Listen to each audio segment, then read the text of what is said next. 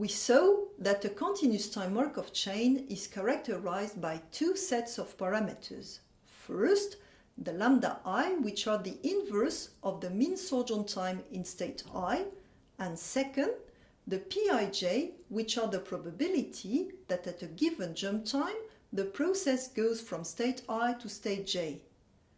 Unfortunately, these two parameters, which have an intuitive meaning, are not the best for the mathematical analysis of continuous time Markov chains. We need to construct some particular quantities, which we will call the transition rates. Qii is by definition the opposite of lambda I, and Qij is defined as lambda I times Pij. It's interesting to note that they are both homogeneous to the inverse of a time, meaning that their unit is the inverse of seconds. Qij can be interpreted as the number of transitions from I to j per unit of time when j is different from I.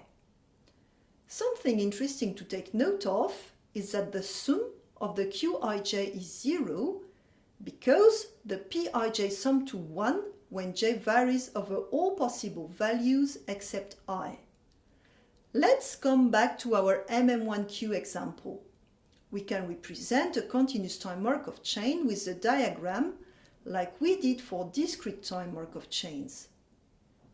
The main difference is that instead of having probabilities of the edges between states, we now have transition rates.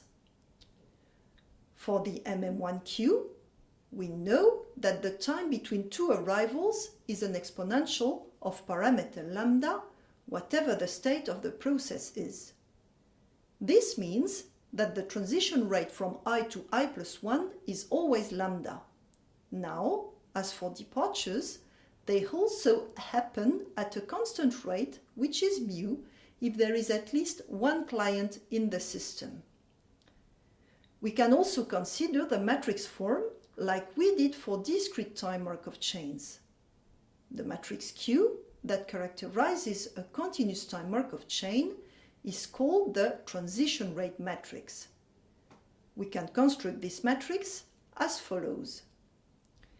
In the line corresponding to state I, we put in column J the transition rate from I to j, Qij.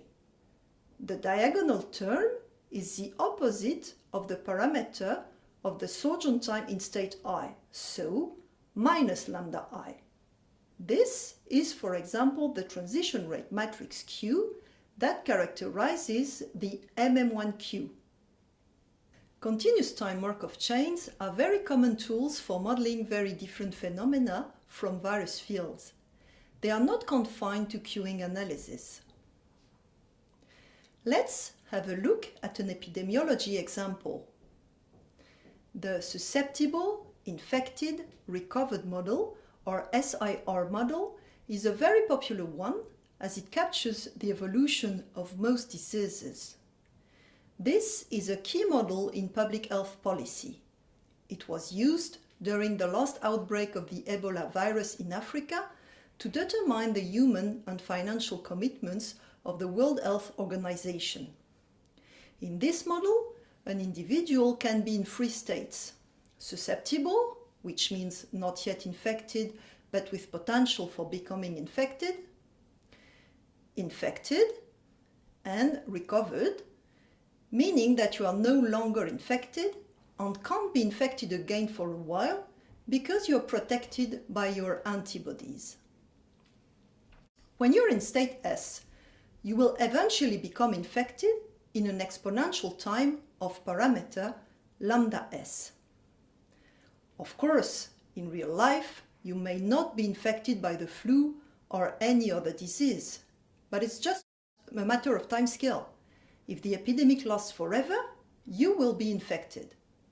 What saves you is that generally an epidemic has an end relatively quick compared to the rate of contamination. When you're infected, you can either cure spontaneously and thus be susceptible again, or you can recover after treatment. The transition rate from I to S is lambda IS, and the transition rate from I to R is lambda IR.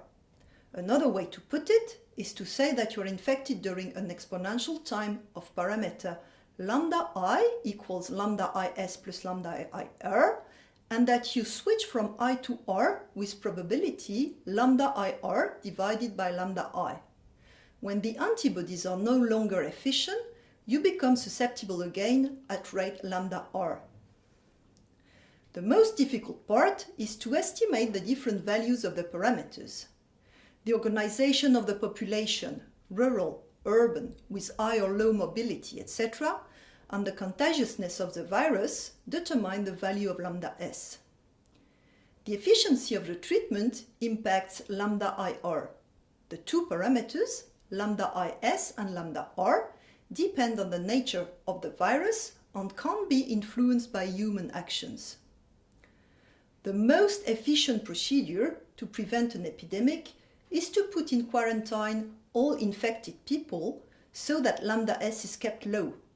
If you have a good vaccine, then lambda R becomes low.